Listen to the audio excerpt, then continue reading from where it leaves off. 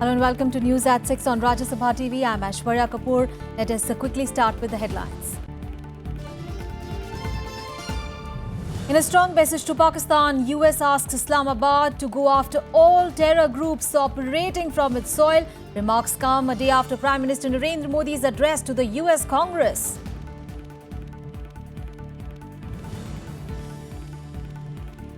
Kolkata-based woman abducted from Kabul. Victim was working for the Aga Khan Foundation in Afghanistan.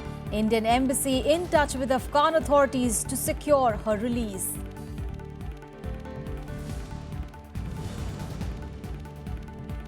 Delhi court sentences 5 men to life imprisonment for the 2014 gang rape of a Danish woman.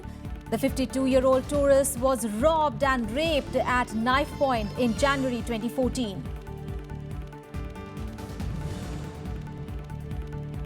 And French President François Hollande warns against attempts to disrupt Euro 2016. Train drivers threaten to strike on a line serving the stadium that will host the match today.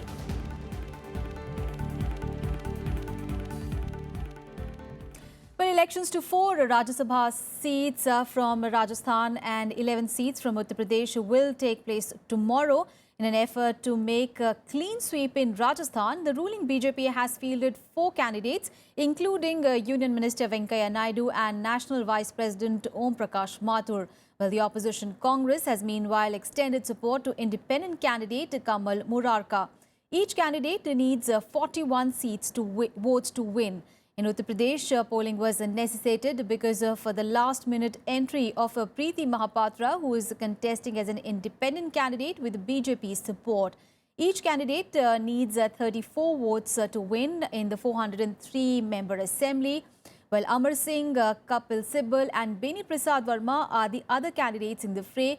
Well, the results will also be declared tomorrow. Well, Nepal's Deputy Prime Minister Kamal Thapa will arrive in New Delhi today on a 3-day visit, during which he will hold talks with External Affairs Minister Sushma Swaraj. Now, both the leaders are expected to hold consultations on key issues relating to Nepal's constitution and also the prevailing Indo-Nepal relations. Thapa will also attend the convocation of the South Asian University in New Delhi on Saturday. Well, this is Thapa's 4th visit to India after assuming office last October. Both the countries are trying to resume bilateral engagements that hit a hurdle after the abrupt recall of Nepal's envoy to New Delhi and the cancellation of President Bidya Devi Bhandari's scheduled trip to India. Well, on to the other big story of the day. An Indian woman was abducted from a Taimani area of Kabul in Afghanistan late last night. Now, the victim is a 40-year-old resident of Kolkata, Judith D'Souza, who was working with the Aga Khan Foundation in Afghanistan. Now, a security guard and the driver of the vehicle were also abducted by unknown gunmen. Now, the Indian embassy is in touch with the Afghan authorities to ensure her safe release.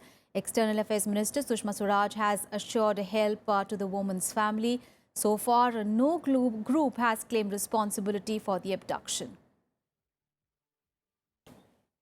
Indian embassy in Kabul rang up at 1:30 this morning. Okay, and what did they say? They said that she's been abducted. They think that she's abducted. Central government and our chief minister, I would like to ask him, please look into the matter and bring my daughter back. Well, on to the other big story. Well, the Tees Hazari court in Delhi today sentenced to life imprisonment 5 convicts in the 2014 gang rape case involving a Danish national.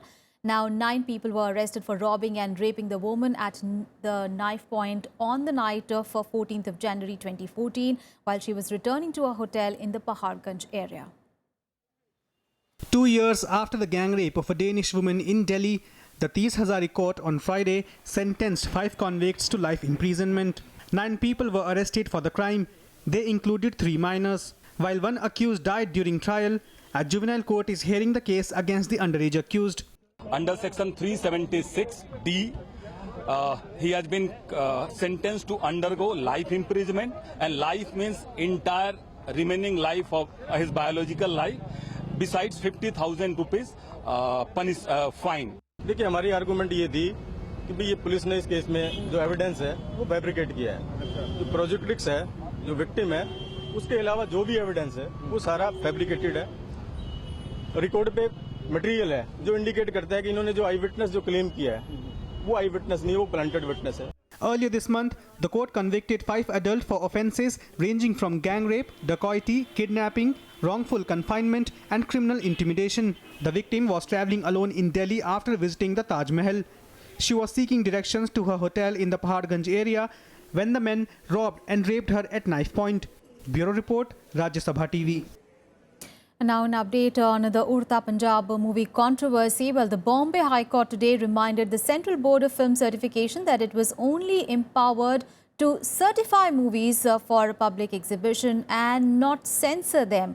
Well, a day after seeking an explanation from the censor board over its insistence to delete the references of Punjab from the film Urta Punjab, the court said it was up to the people if they want to see the film or not. The court also told the film producers not to rely on expletives to show the frustration of the characters. Well, the High Court is hearing a petition filed by the Phantom Films, which is one of the producers of Urta Punjab.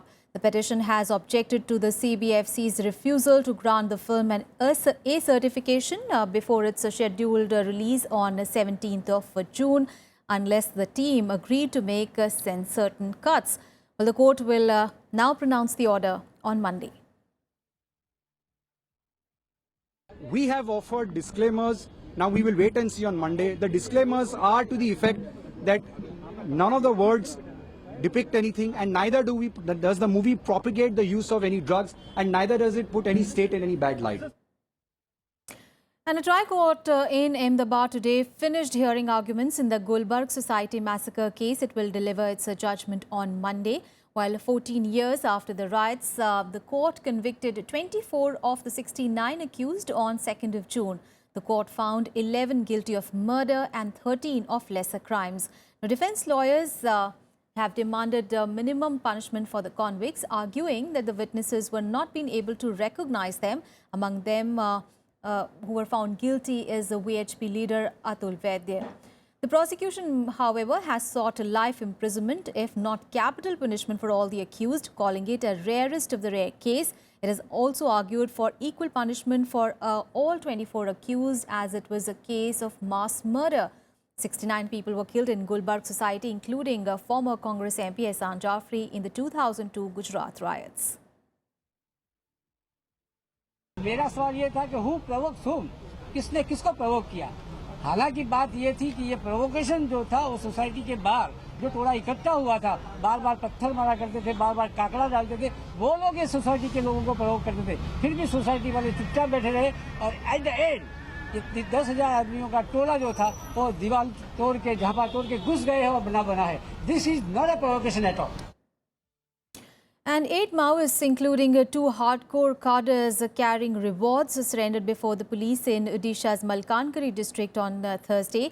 The 8 Maoists belonging to the Kalimela and Maithili areas were involved in Maoist activities for the last few years. Now, police claim the surrendered Maoists were involved in a number of murders and several other acts of violence. The police also said that the government will take steps to rehabilitate them. Moving on in the bulletin now, well, Textile Minister Santosh Kumar Gangwar today said that India's textile exports will cross the target of $40 billion in 2016-17. The minister maintained that India was competing with China in the export market and would soon catch up with it. He also assured that 24 lakh power looms will be upgraded in the country over the next 8 years. मुझे लगता है कि मुद्रा योजना में अब दिक्कत कम है। मैं स्वयं एक छोटी बैंक से जुड़ा हूँ, तो जो लोग आते हैं उनको हम कैसे सुविधा दें। अब जैसे 50,000 से अगर हम आगे की राशि अगर कोई लेना चाहता है 10 लाख तक, तो उसको हम बिना किसी जमानत के दे दें, उसकी आवश्यकता के हिसाब से, और वो क्या काम कर रहा है, उसकी पॉजिटिविटी क्या है। And for more national news, let's go nationwide. A fire broke out in the famous Tirumala Tirupati temple in Andhra Pradesh in the early hours of Friday. The fire started in the temple kitchen where the laddus are prepared. No casualties were reported in the incident. The Delhi police filed charges against 17 people for allegedly recruiting Indian youths to establish a terror base in the Indian subcontinent. 12 people are absconding, while the rest were arrested between December 2015 and January 2016 from different parts of the country. Himachal Pradesh Chief Minister Veerbhadra Singh was again questioned by the CBI for the second day in a row. Singh is being investigated for holding disproportionate assets. The top investigating sources claimed that he failed to offer any explanation when confronted with evidence against him. The fifth edition of the joint Indo-Korean naval exercises kicked off in the Bay of Bengal off the Chennai coast in Tamil Nadu today. Navy and Coast Guard ships took part in the anti-piracy exercise aimed at boosting naval ties between the two nations. The two countries have also decided to establish a mechanism for sharing intelligence in real time. And in News at 6, we'll take a very short break. We'll be back with more news and updates. Stay with us.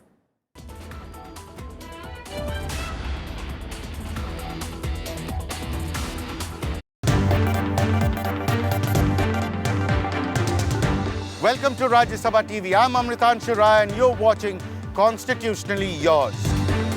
There is no peace at all in Manipur. Development should be seen on parity. We are not realizing that this is our constitution is for us. Is the implementing machinery of the state lacking in performance? I think the state has been continuously struggling very hard, but the working conditions are very difficult. Join us as we try to understand contemporary issues related to the Constitution. Watch Constitutionally Yours on Rajya Sabha television.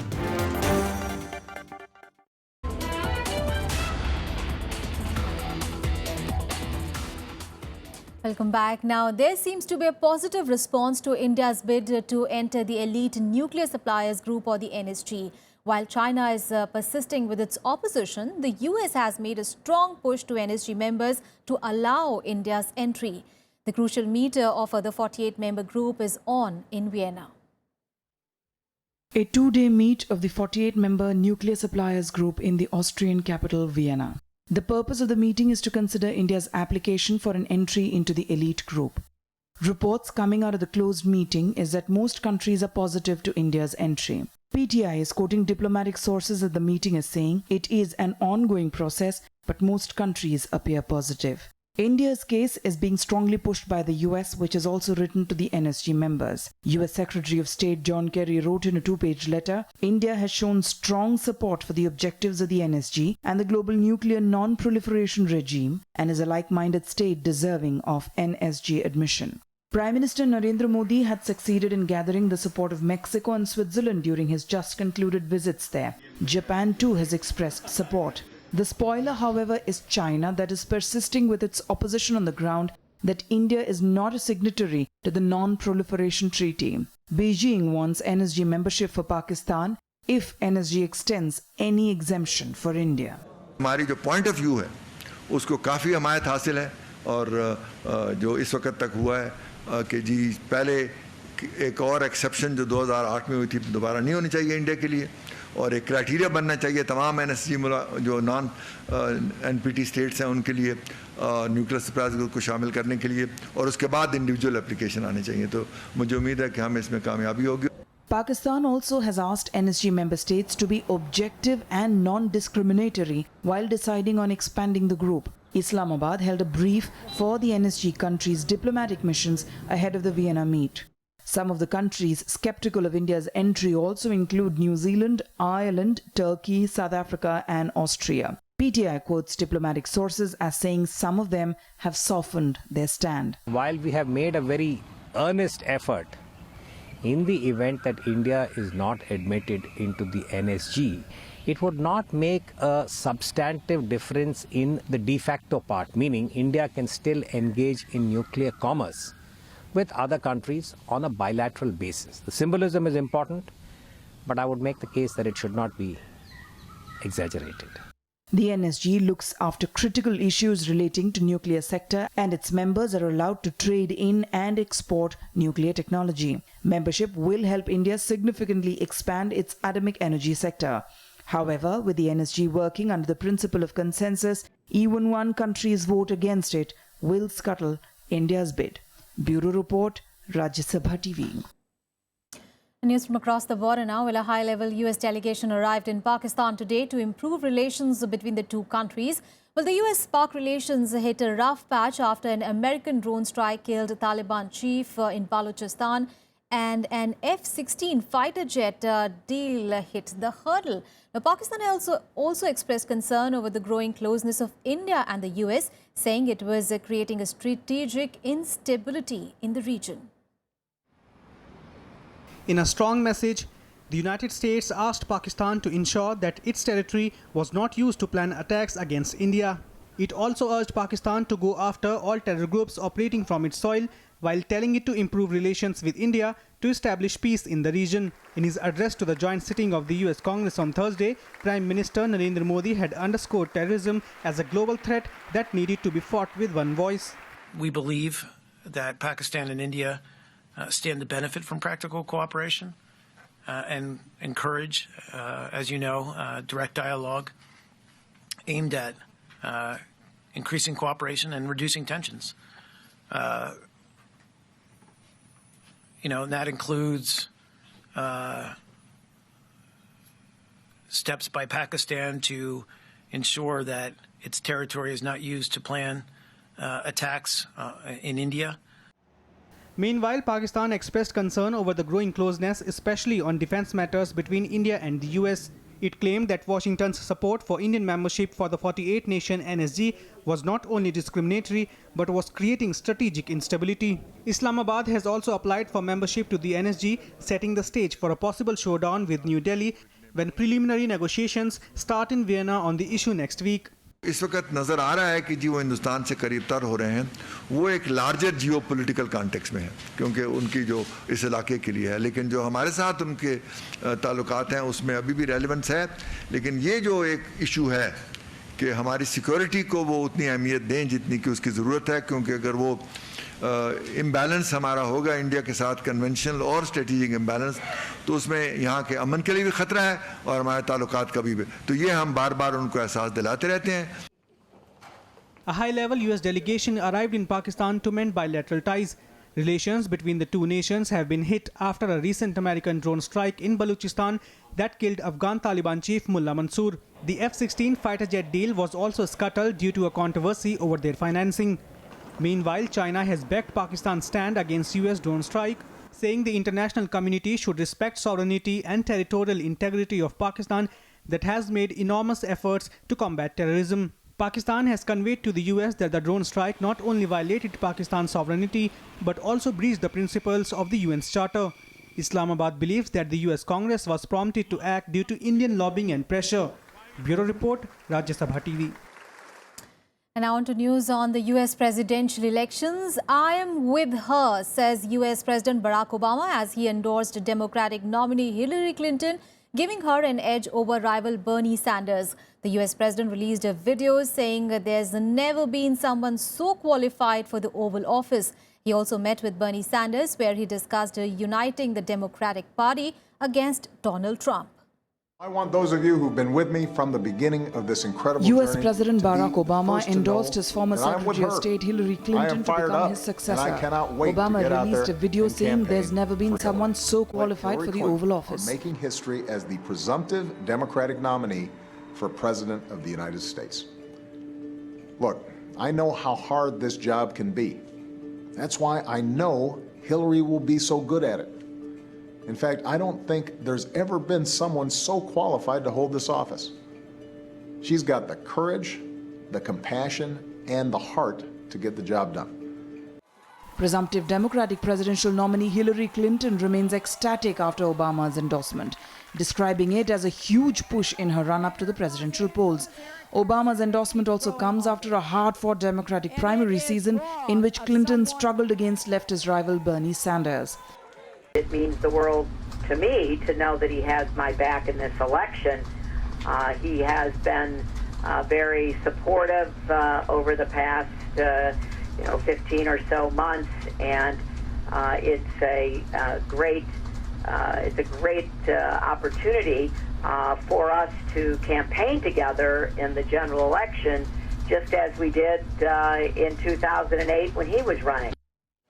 Bernie Sanders met US President Barack Obama on the pretext of joining hands with Hillary Clinton in order to defeat Republican Donald Trump, although Sanders said he will stay in the White House race till the last primary election. During the meet, Sanders also thanked Barack Obama for remaining impartial during the Democratic primary process. President Obama and thanking Vice President Biden for the degree of impartiality they established during the course of this entire process. And I congratulated her on her very strong campaign. I look forward to meeting with her in the near future to see how we can work together to defeat Donald Trump and to create a government which represents all of us and not just the 1%. President Obama and Senator Sanders had an opportunity to talk about what work they could potentially do together in the future to ensure that the Democratic Party of the 21st century is diverse and vibrant and inclusive. Barack Obama's backing is expected to give Clinton a potent push on the campaign trail. Clinton and Obama will begin campaigning together from next week onwards. With this step, Obama aims to see Democrats maintain the White House and reclaim the Senate. Bureau Report, Rajya Sabha TV. And for more international stories, here's the Global Buzz. Unidentified assailants hackled a Hindu temple worker to death in Bangladesh. The killing comes days after suspected Islamic State jihadists killed a priest in Muslim-majority nation. There was no immediate claim of responsibility for the murder. Former Maldives deputy leader Ahmed Adib was convicted of plotting to assassinate the president and sentenced to 15 years in prison. The sentence comes 4 days after he was sent to jail for 10 years in another case. New debris believed to be from missing Malaysia Airlines Flight 370 was found on a beach in Madagascar. One of the pieces resembled a panel from the back of the airplane seat. Now, Gibson, a Seattle-based lawyer, had previously uncovered debris from MH370 in Mozambique. He sent images of his recent findings to the Australian Transport Safety Bureau as well as Malaysian officials who will now examine the evidence. Islamic State Chief Abu Bakr al-Baghdadi was reported to be wounded in an airstrike by coalition forces on one of the outfit command's headquarters in Iraq. Now, reports claimed that the attack was carried out on the basis of precise intelligence information. The area is considered to be one of the group's strongholds. On to sports. Well, as the Euro 2016 kicks off in France today, security remains the biggest issue, with the tournament taking place just 7 months after the terror attack in Paris that killed 130 people. Now, France has mustered up to 90,000 police and private guards to provide security for the month-long tournament. The Beautiful Games major tournament Euro 2016 kicks off today amid security concerns. France is taking its highest level security measures for the European Football Championship, with 13,000 security forces on guard to prevent possible unexpected safety incidents. 1,200 soldiers will also patrol in Paris's famous landmarks and other public places. France remains a top target for Islamic State group, and there have been warnings from the United States and Britain that the tournament could be a target. Including museums and every place we are going. See all the luggage, all the bags, and everybody's worried about that. But I'm don't come from Brazil.